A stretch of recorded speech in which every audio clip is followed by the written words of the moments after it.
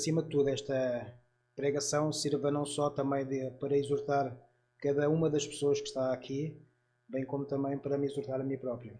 E é isso pelo qual eu oro, e é isso pelo qual eu peço ao Santo Espírito de Deus para que possa guiar-me no seu caminho.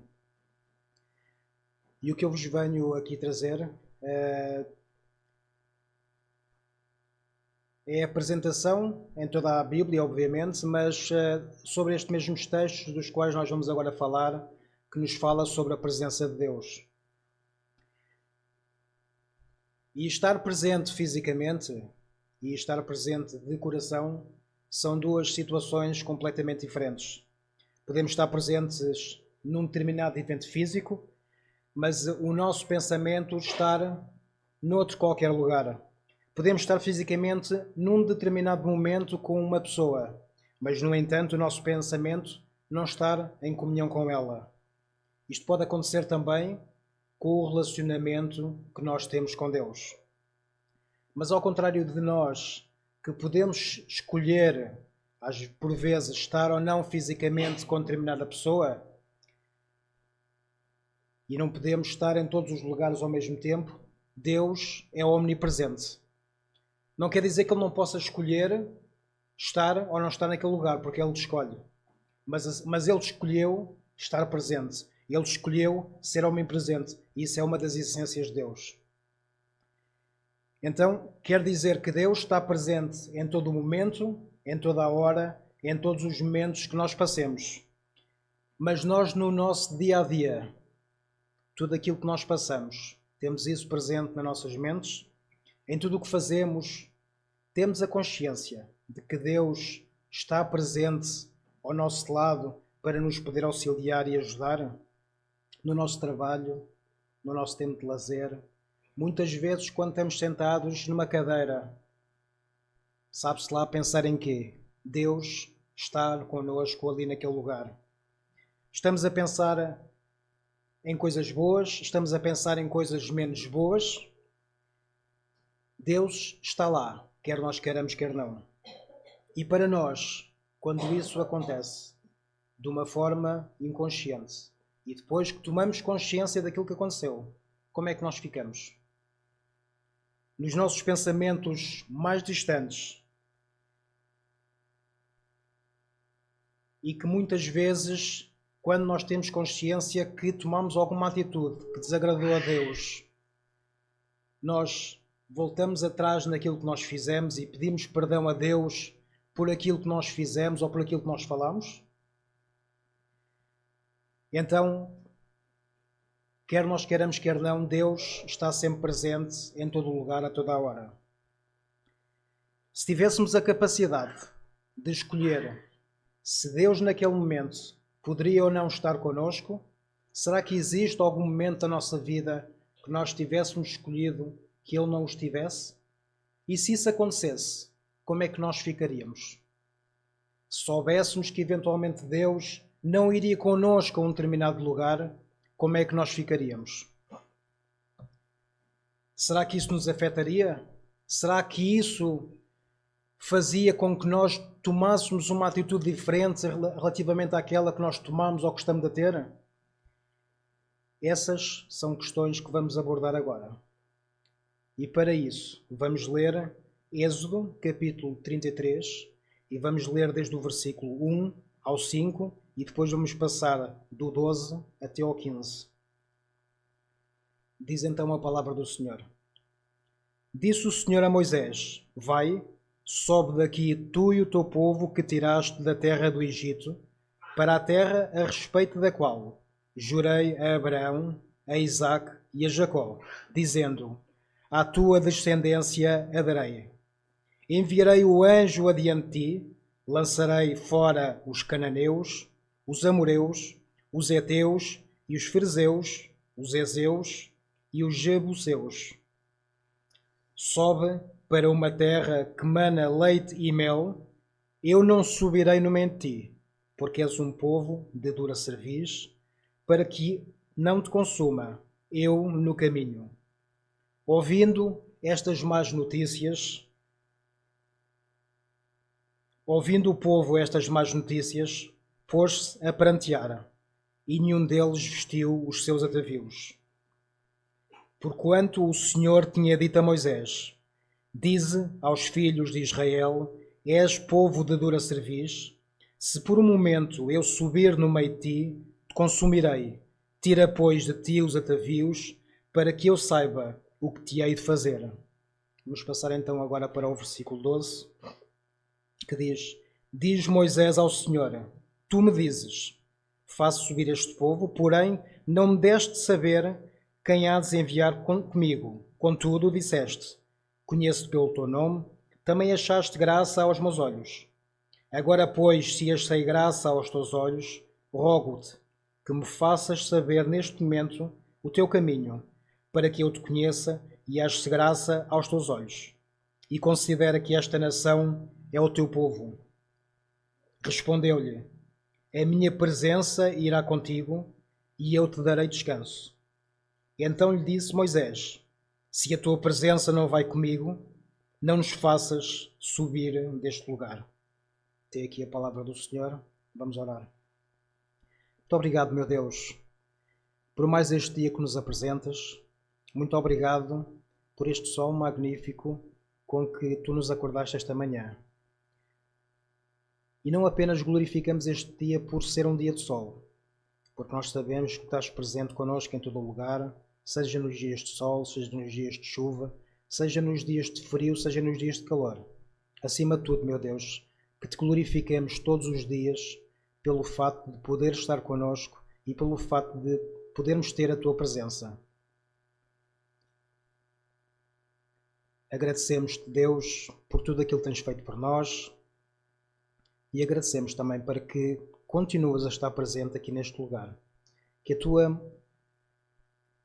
exuberância se faça apresentar junto de nós, em cada um de nós, nos nossos corações, nas nossas mentes, e que nos ensines o caminho que teremos que seguir de acordo com a tua santa e justa vontade. Em nome do teu Filho, Jesus Cristo, nós oramos. Amém.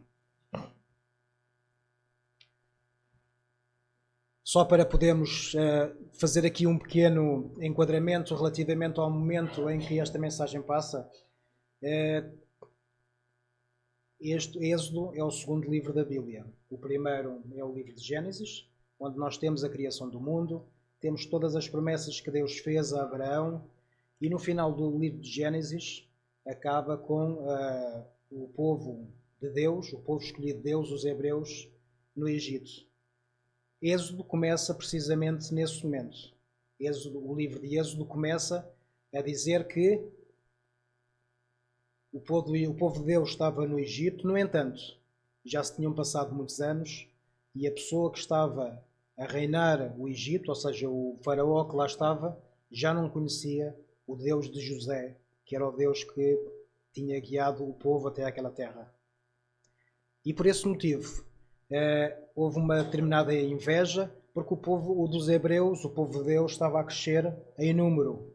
E isso fazia com que os egípcios ficassem com inveja relativamente ao fato, e também com receio, de poderem perder a soberania relativamente àquele país. Por ironia ou não, muitas vezes, se calhar aquilo que se passa, e agora um à parte, também aqui na Europa, não é? Muitas vezes nós temos medo relativamente de outras culturas que possam vir para cá, mas acima de tudo, nós temos de ter confiança em Deus. E tudo tem um propósito de Deus.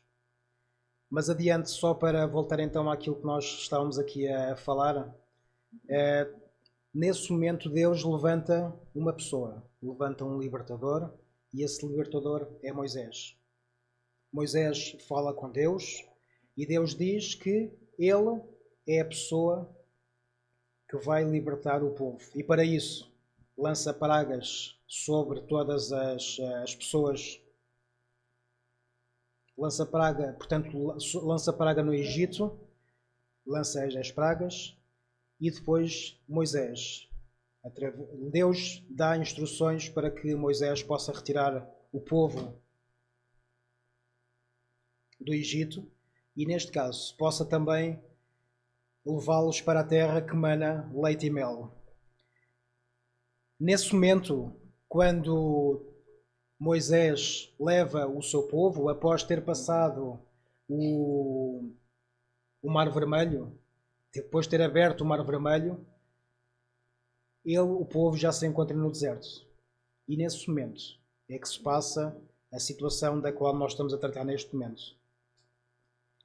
Mas, mesmo depois de todas as provas que Deus tinha dado ao seu povo, que os iria libertar e que os iria levar para a terra proibida, mesmo assim, o povo continua teimoso, continua descrente e continua idólatra. E no momento em que antecede esta mesma passagem, o povo estava a construir um bezerro de ouro para adorar esse mesmo objeto como se de um Deus se tratasse. Como se Deus, que os tivesse libertado do Egito, não fosse suficiente. Então, nessa altura, Deus ira-se perante esta mesma atitude do povo e diz a Moisés que contudo, mesmo com essa infidelidade, mesmo com esta situação, ele manteria e estava disposto a cumprir a sua promessa e iria enviá-los para a terra prometida. Enviará diante deles um anjo, mas contudo o alertam: ele não irá com eles. Ao analisarmos toda esta situação, ao analisarmos toda esta conjuntura, se nós estivéssemos naquele momento, naquele povo, como é que nós ficaríamos? Se soubéssemos que Deus nos iria nos iria encaminhar na mesma, mas no entanto nos teria dito: eu não vou contigo, eu não vou convosco. Vocês vão chegar à terra prometida, mas eu não vou convosco. O texto diz-nos então que no versículo 4,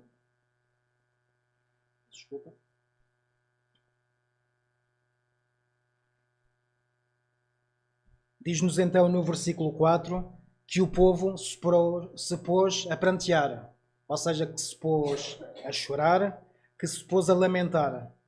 E esse choro não era de alegria, esse choro era de tristeza, porque sabiam que Deus não iria com eles.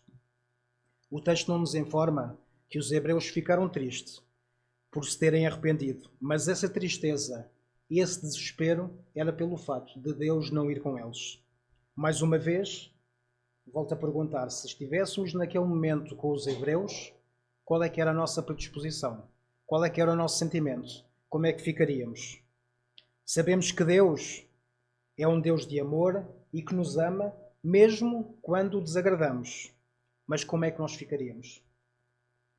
No entanto, quando sabemos que o magoamos, somos um filho que fica triste pelo fato de Deus não ir connosco e por ele se ter magoado e não ir connosco, ou ficamos tristes por o termos magoado a ele. Estas são duas posições diferentes.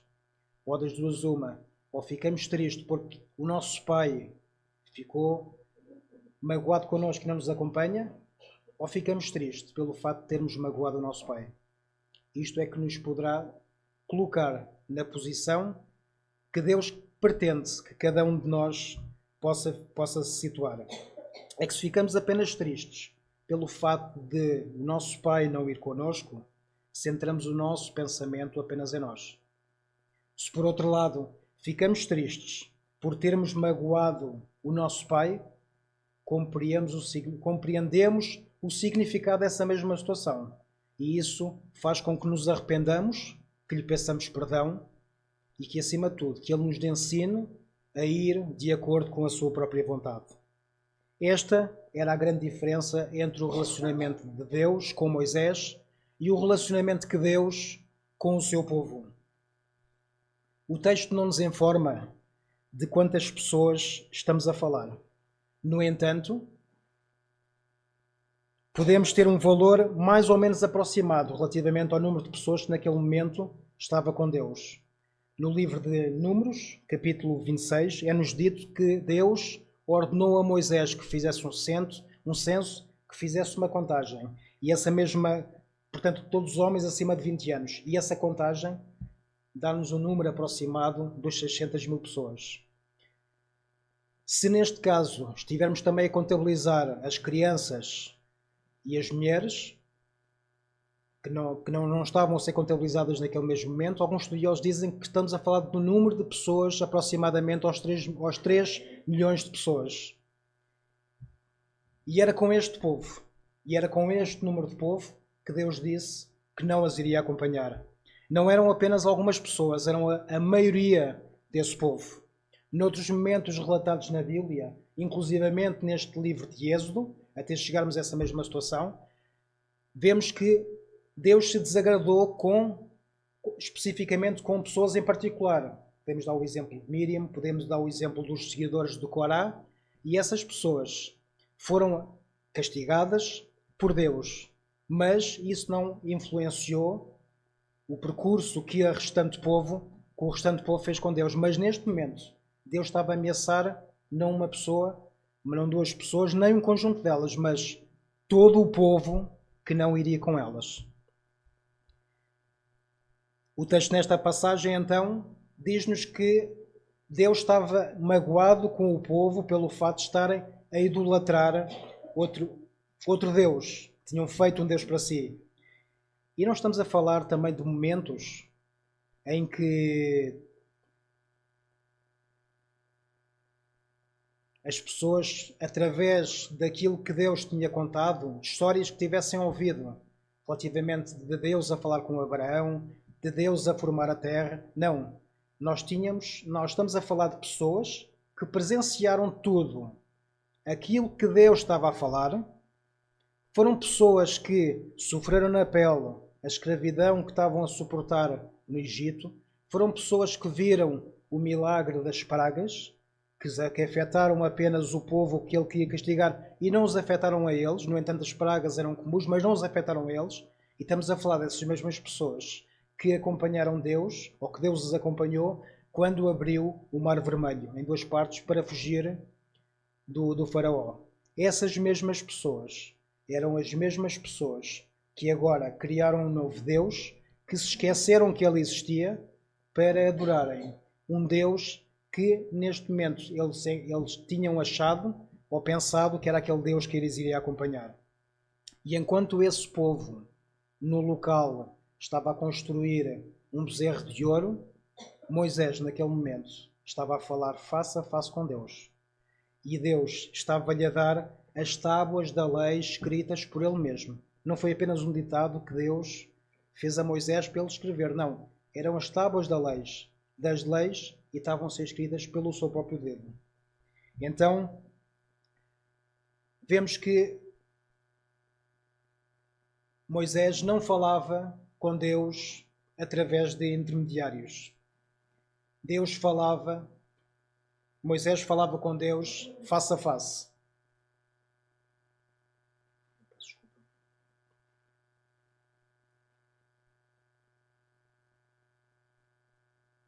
Vemos que Deus falava com Moisés face a face, como se de um amigo se tratasse.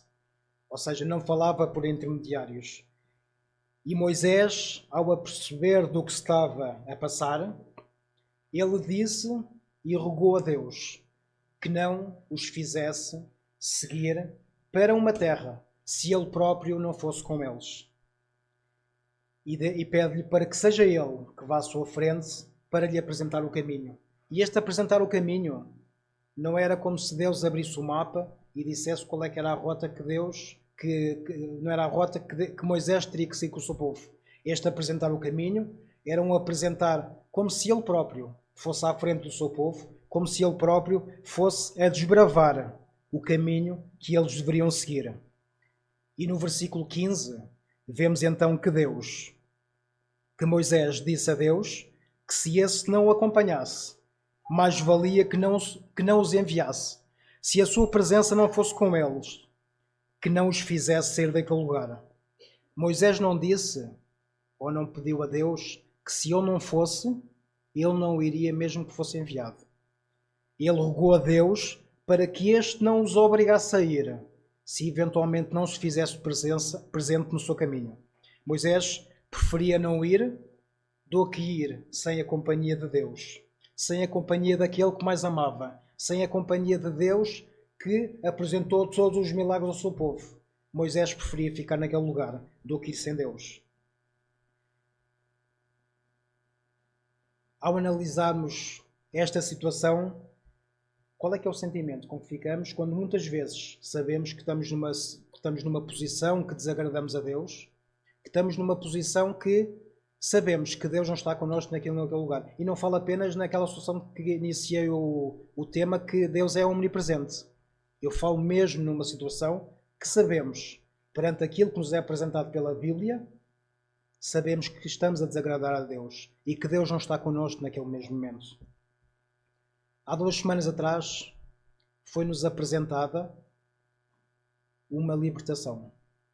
E essa libertação foi através da morte de Jesus Cristo na cruz e através da ressurreição.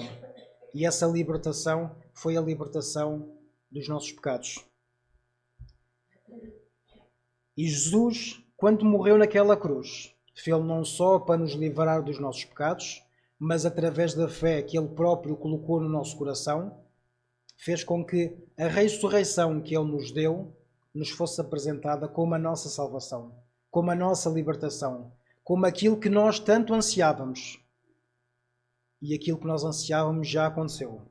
No entanto, antes de morrer, Jesus, quando estava a orar, Ele pediu a Deus que o afastasse daquele cálice, mas que fosse feita acima de tudo a sua vontade. E muitas pessoas a analisarem essa mesma passagem dizem que o cálice que Jesus estava a pedir a Deus para que fosse retirado dele era o cálice da dor, era o cálice do sofrimento por tudo aquilo que ele iria padecer. E não quer dizer que isso não fosse real, porque Deus naquele momento também era homem.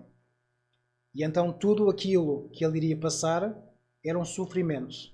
Mas acima de tudo, o cálice que ele estava a rogar ao Pai para que ele retirasse da sua frente era o cálice de ficar afastado de Deus. Jesus, quando morreu, Ele livrou-nos de todos os nossos pecados. E quando Ele absorveu todos os nossos pecados, Ele sabia que Deus iria se afastar, se bem que uns pequenos instantes dele, porque Deus abomina o pecado. E isso era o que mais angustiava Jesus. Era saber que por uns breves instantes Deus iria ficar abominado de pecados, de erros que não eram dele, mas que eram nossos, mas que ele tinha que o fazer porque nos amava. E esse era o cálice. Porque acima de tudo, Jesus sabia também que, mesmo por uns breves instantes, um segundo quer que fosse, iria ficar sem a presença de Deus e isso deixava angustiado. E nós, se soubéssemos que por um pequeno instante, por um pequeno segundo, iríamos ficar sem a presença do nosso Jesus na nossa vida, o que é que qual é que era o nosso sentimento? Qual é que era aquilo que nós iríamos pensar? No início desta mensagem, eu disse que Deus é omnipresente. E Ele prometeu-nos o Espírito Santo. Esse Espírito Santo que está connosco todos os dias. E é esse Espírito Santo que nos garante acompanhar-nos a todo momento, a todo segundo, a toda hora. Mas será que estamos sempre com o nosso coração em Deus?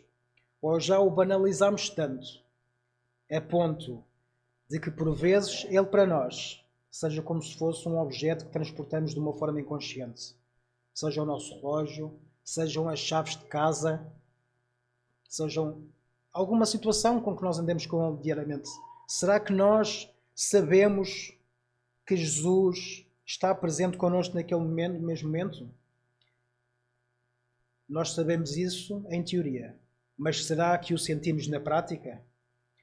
Mas quando pensamos nisso, os nossos pensamentos estão com Ele? O que é que Jesus fala connosco? O que é que Jesus nos pede? Existe algum pecado? Existe alguma situação que nos afaste desse Deus que nos ama a ponto de ter dado o seu Filho único para morrer por nós na cruz e nos ter dado a vida eterna através da fé na sua ressurreição, se existem momentos da nossa vida que saibamos que não estão a agradar a Deus, com um coração arrependido, peçamos-lhe perdão e roguemos ao seu Santo Espírito para que se faça presente no nosso caminho.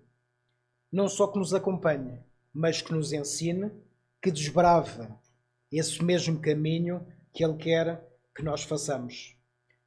Mas se estamos dispostos a assumir essa mesma posição, também estejamos dispostos a aceitar as dificuldades e sacrifícios que nos são apresentados.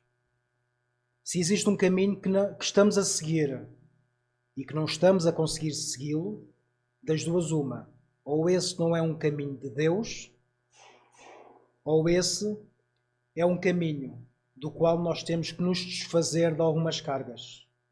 Quais são as cargas que nos atrapalham esse mesmo caminho? Quais são as cargas que temos de sacrificar para que possamos fazer o caminho que Deus quer para cada um de nós? Será o nosso emprego? Será a nossa casa? Será o nosso carro? Qual é que é o vício que nós temos? Será a nossa família? Será um amigo nosso que nos esteja a desviar desse mesmo caminho? O que é que nos ocupa tempo, a ponto de não termos tempo que nos é dado por Deus para que o sirvamos? O que é que nos está a ocupar tempo, para que o tempo que Ele nos dá seja aplicado noutras coisas que não devem ser aplicadas? Quais são os pecados que nos afastam desse caminho? A ressurreição de Jesus Cristo permite-nos viver com Ele para sempre. E esse sempre não é apenas por uma hora, não é apenas por um dia, não é apenas por um segundo. Esse sempre é hoje e esse sempre é intemporal. E este hoje é Jesus Cristo. Esse hoje permite-nos que eu e tu possamos rejubilar na eternidade na sua companhia. Tomemos consciência que Jesus está sempre presente nas nossas vidas e está sempre disposto a nos acompanhar porque nos ama. E essa companhia não é condicional às nossas atitudes. No entanto, as nossas atitudes demonstram e são evidências que provam se de facto aquilo que nos faz mover. São de fato evidências se somos ou não escolhidos por Ele para que possamos com Ele viver essa mesma eternidade. Deus escolheu-nos porque nos ama. Deus escolheu-nos antes mesmo de ter-nos nascido. Se reconhecemos então nos nossos corações toda essa grandeza que Deus fez na nossa vida, sejamos-lhes gratos e peçamos perdão dos nossos pecados, para que Ele nos ajude a encontrar então o caminho que não é nosso, mas é um caminho que é dele. Que a partir deste momento possamos, tal e qual como fez Moisés, rogar a Deus para que não nos abandone e nos apresente o caminho que temos de percorrer na sua santa companhia. Que a partir deste momento estejamos mais sensíveis à presença de Deus nas nossas vidas e que isso nos faça ficar com a mesma sensação de angústia, tal e qual como ficou Moisés, se nos apercebermos que Deus não está presente em algum momento das nossas vidas, em algum momento em que o estamos a desagradar, que neste momento possamos confessar os nossos pecados aos nossos irmãos, para que eles possam também interceder por nós. Que neste momento possamos viver para Jesus e sentir com Ele essa mesma eternidade que Ele já está prometida a cada um de nós. A eternidade começa hoje, a eternidade começa agora e a eternidade é para sempre. Não é apenas quando nós morrermos. A eternidade é hoje e esse hoje é Jesus Cristo no nosso coração. Roguemos então ao Espírito Santo para que nos possa acompanhar, mas que não nos acompanhe apenas, nos auxilie, que desbrave esse mesmo caminho. E esse caminho é o caminho que Ele já definiu para cada um de nós. É um caminho que só poderemos conhecer se falarmos com Deus face a face, tal e qual como fazia Moisés. É um caminho que só poderemos conhecer se tivermos intimidade com Ele através da oração e através da leitura diária da Bíblia. Que Deus nos acompanhe e nos ajude a seguir o caminho que Ele definiu para cada um de nós.